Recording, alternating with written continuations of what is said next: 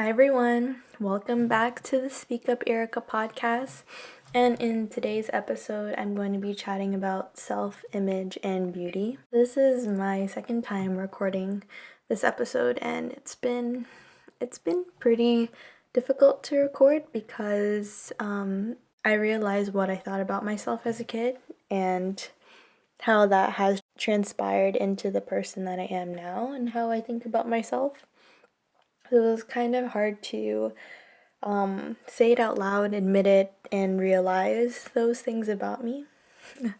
But yeah, I hope that this episode can help you in some way. I thought about doing this because I've been suffering a lot from acne lately, and it's been really affecting of how I see myself. I have been dealing with acne since I hit puberty. I've always been having breakouts here and there, and it's gotten worse over the years. Like, I have good days and then I have bad days again, and then the hormonal flare-ups come back too. I'm going to talk about self-image in the terms of my own personal experience with facial hair, acne, my culture, so the Filipino culture's ideation of beauty and how that correlates with Western culture, and then also tying in beauty with having braces and glasses and just like growing up and not loving myself the way that I should have. So yeah, my background. I think I kind of questioned, how did this start? How did my idea of my self-image and what I thought was beautiful began, I guess. Could be things I saw on TV or what your family says, like, oh, you look pretty or you look beautiful or something. But as a kid, you don't really care what you look like, you don't wear makeup, you don't do skincare, your mom throws your hair up, they choose the clothes that you wear, and that's that. You go outside and you play with your friends. But maybe it started from when puberty hit, I guess, because then that's when, you know, of course, a lot of things are changing about yourself. You're growing hair in like your armpits and like your upper lip, and you're noticing the hair in between your brows, and the acne starts coming in because of the hormonal changes, right? So a lot of things start changing about yourself, and the kids in elementary school, of course, they have their own comments of what you look like. So yeah, I guess like defining beauty started from elementary school, which is honestly crazy because we're so young, we're like 12 years old. The idea that we have of beauty of or what society tells us what's beautiful and what's not is disheartening to some young girls. One of the next like topics I'll talk about with my self-image is facial hair. So when I was a kid, I guess, like of course your brows aren't done or anything like that. So I had some pretty bushy brows. I didn't really pluck them or anything like that until maybe high school, like mid high school, 16 or 17. And then I remember the lady was like, wow, you have a lot of hair. I was like, okay, thanks, true. So that idea that you can't have hairy eyebrows or that's considered not beautiful, I guess. And then earlier, before the eyebrows, I think I noticed that I had like a mustache, when I was like 9. Part of the reason was because my aunt saw it and she's like, oh, you have balbas. And I think that means mustache for in Tagalog. It's like, oh, you have balbas. Oh, don't worry, you can get rid of that when you're older. You could just take it away. So she told me like not to worry about it. Like, I guess it's normal and stuff, which I really appreciate that she's normalizing to me that having facial hair on a lady is normal. It's natural, like everyone gets it. And then in 5th grade, I remember I was sitting in class and I was talking to my friend in our row. The guy beside me, he said, "Oh, no offense or anything, but you have a mustache." And I was so taken back and embarrassed, and I was 10 years old, and I was just like, what in the world? Okay. Like, in my head, I was like, okay, what? And I just kind of like sat there and didn't say anything, and some of the other people that were around who heard it were laughing. And it just made me feel like I was not normal, like I shouldn't have this, I need to get rid of it. Like I was just so embarrassed by it that I spent the rest of elementary school and half of high school, I guess, trying to cover my face because I didn't want people to acknowledge that I had facial hair. So if you ever grew up with me, I always had my hand in my sleeve and my sleeve was covering my face. That was just because I was so embarrassed of how I looked and I didn't want anyone else to see it and feel even more embarrassed and acknowledge it. You know, with like facial hair and being a lady or a woman or the normalized idea or the standard idea of beauty is that you can't have any hair anywhere, you know, like no hair on your pits or your no hairy legs, no unibrow, no hair on your upper lip, no hair on your arms, you know, hairless, bald, but a lot of hair on your head. It's just really strange. And I remember that there were girls in elementary school that I knew who would be so conscious about their leg hair and making sure that they shave their peach fuzz all the time, you know, making sure that their arm hair was like bare. And it's strange because we're so young and we're so focused on these things about our outer appearance because of what other people may think of us. But then when I hit high school to finally deal with my facial hair, I got a job and I used my paychecks to buy Nair, which is the worst. Nair is like this hair removal cream, and they also have like wax strips and stuff. And I didn't know how to use it properly. And this was like, what, 2007, 2009, maybe something like that. They didn't really have YouTube tutorials on how to do these things back in the day as they are like so prevalent right now. Like you can literally YouTube anything and find the resources for it, right? But back in the day, there weren't that many resources, and I used Nair, and that burnt my face, so it left me with burn scars on my upper lip, and it kind of looked a little bit worse or more noticeable than actually having facial hair. But at the same time, I was like, okay, well, at least I don't have a mustache anymore. So yeah, that's like kind of part of my self-image, was acknowledging my facial hair. And then another part of it, which also in the time of puberty, is acne. So, oh man, I have suffered from acne for a very long time. In elementary school, I got a lot of it in my T-zone area, so like on my forehead, my nose, and my lip. In high school, I broke out a lot. I think at one of those points, I didn't really establish a skincare routine as I have. Suffered with acne during university, post-university, even now in my like mid-20s. And it's difficult to deal with acne because even though it is temporary, it really affects how you feel about yourself, and it can be caused by so many different things. So trying to find what's triggering it is a huge learning curve, I guess you can say, because there's like hormonal changes, your diet, how much water you're drinking, maybe it could be like your dairy intake, and currently I get a lot of acne now because I think it's from the mask, so like maskne, and I've been getting a lot of like neck acne as well, so apparently that may be from hormonal changes too. I think that there is a lot of misconceptions with what acne is tied to, and people think of you as dirty and you don't take care of yourself, and like it's gross and it's ugly, it's difficult to look at, you know. Most of the time when you notice your acne, it's other people don't notice it, and it's something you notice more than others because it's like you're thinking about it over and over again, you know what I mean? So like for example, you have a huge acne mark on your nose and you notice it so much and you're like, oh my god, yeah, like look at this. And your friend goes, oh, I didn't even notice that.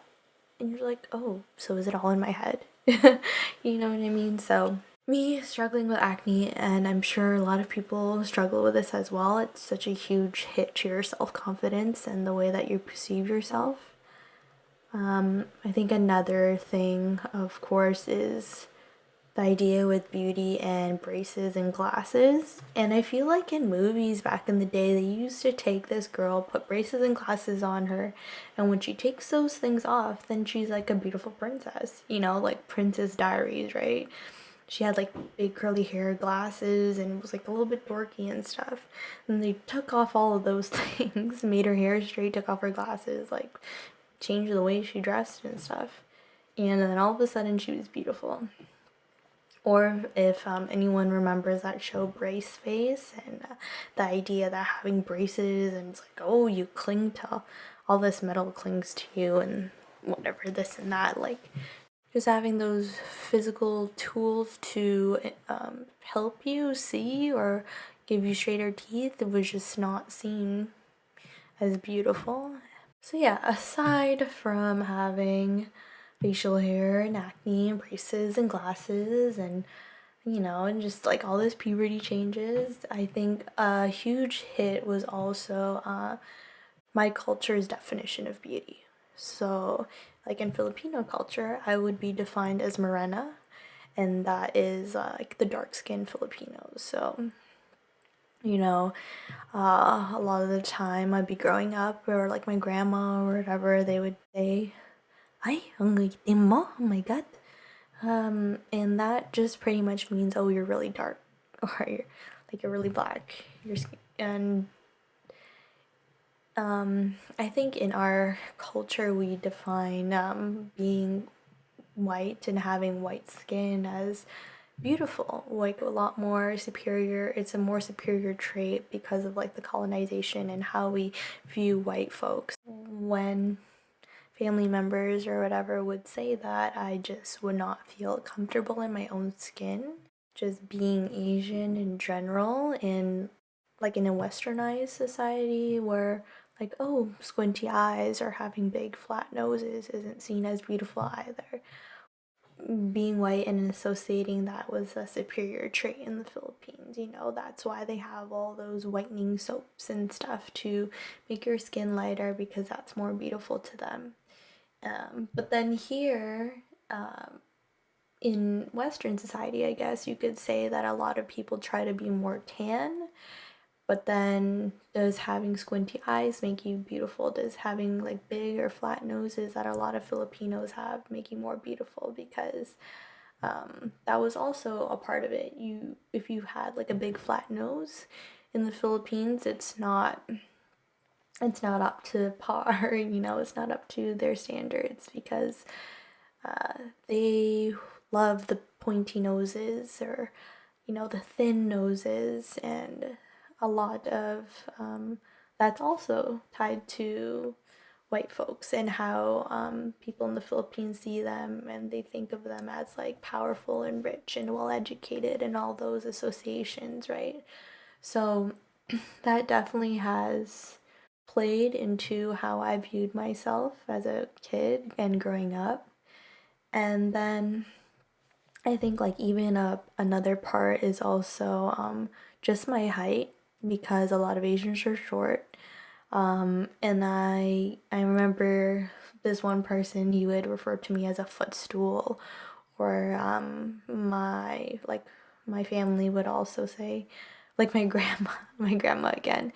Of course, she's tied to a lot of traditional ideas about Filipino culture. So whenever she sees me, she's like, "Ay, ang pangdak mo, like Erika, you're shrinking," and what is I try to comprehend on what that actually means. What's wrong with that? What's wrong with being short? And like maybe if I was a little bit taller, I would like myself more or something. Yeah, sometimes people would associate you to being a midget because you're so small and short. They're like, oh my god, I forgot how small you are. And I think fast forward I think fast forwarding to all these things and moving past facial hair, acne, braces, glasses, Filipino culture, my height, and everything, and just fast forwarding to the person that I am now and like reflecting on it, and it sucks that I wasn't able to love me for me growing up.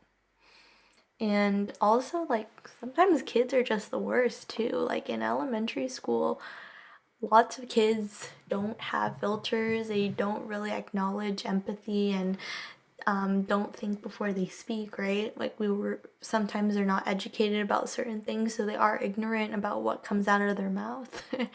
And growing up and just not fitting into like the beauty standards is very difficult. But aside, like, all of this is what made me me. All of these things made me who I am, and not liking me because of those things is difficult to grasp, especially as a young kid. And when I was also 12, I remember I gave myself a list. That was like, okay, when I have no more facial hair, I'll be beautiful. When my braces are taken off, I'll be beautiful. When I get rid of my acne, I'll be beautiful. But now, like, being older, I question, if I don't have these things, would that actually make me beautiful? And a lot of the traumas that we have as a kid, like, we suppress those traumas and we don't even realize it and how it's affecting us as adults today, unless we like think about it and acknowledge it. I do think that, like, in today's society, though, that we're more open and accepting to what people look like, and it doesn't really matter what they look like, you know. I've seen people online and on social medias and ads and stuff, like, embracing their body hair, and having hairy pits is okay, and having a unibrow is okay.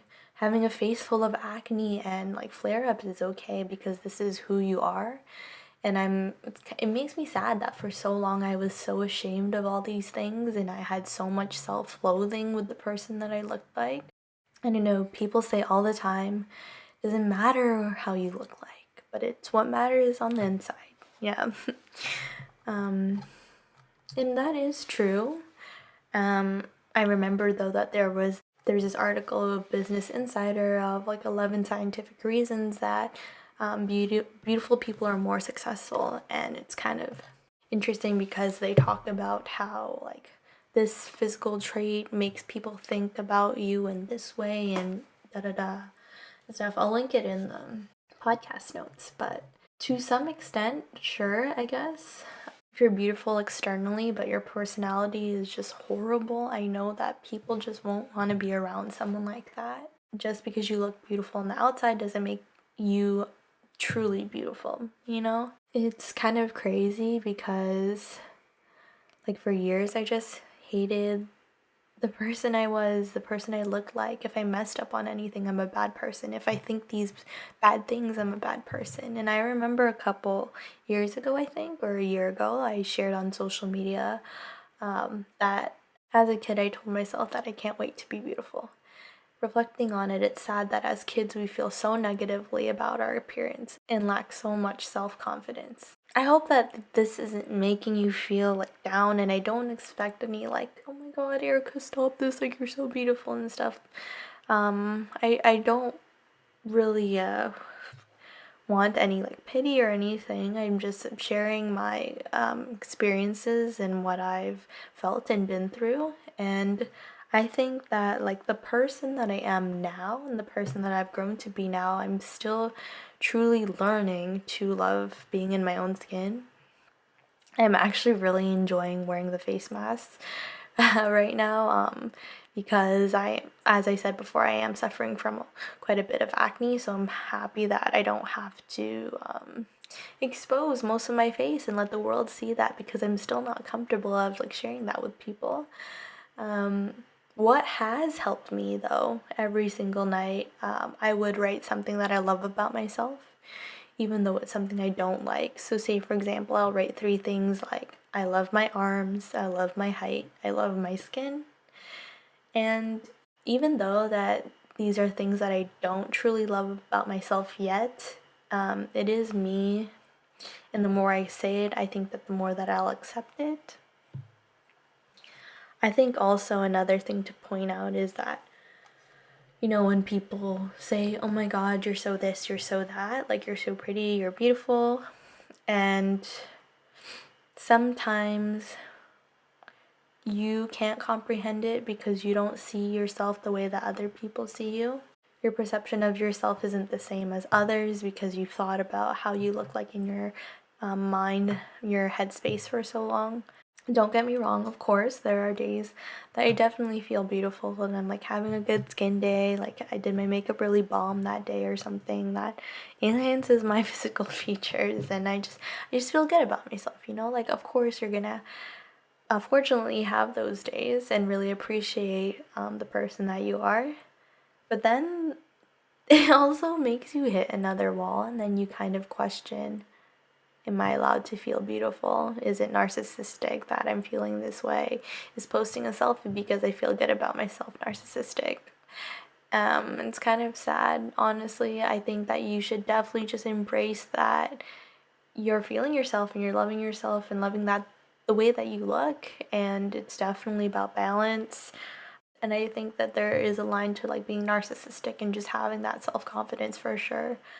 At the end of it, I think it's just like embracing who you are, and if you are trying to express yourself in a way that you can control it, so like say if you've always wanted pink hair and that's just like something that makes you feel more you, then go for it, loving yourself for you because you're the only one out here, right? Like as lame as that sounds, it's just like it is what it is.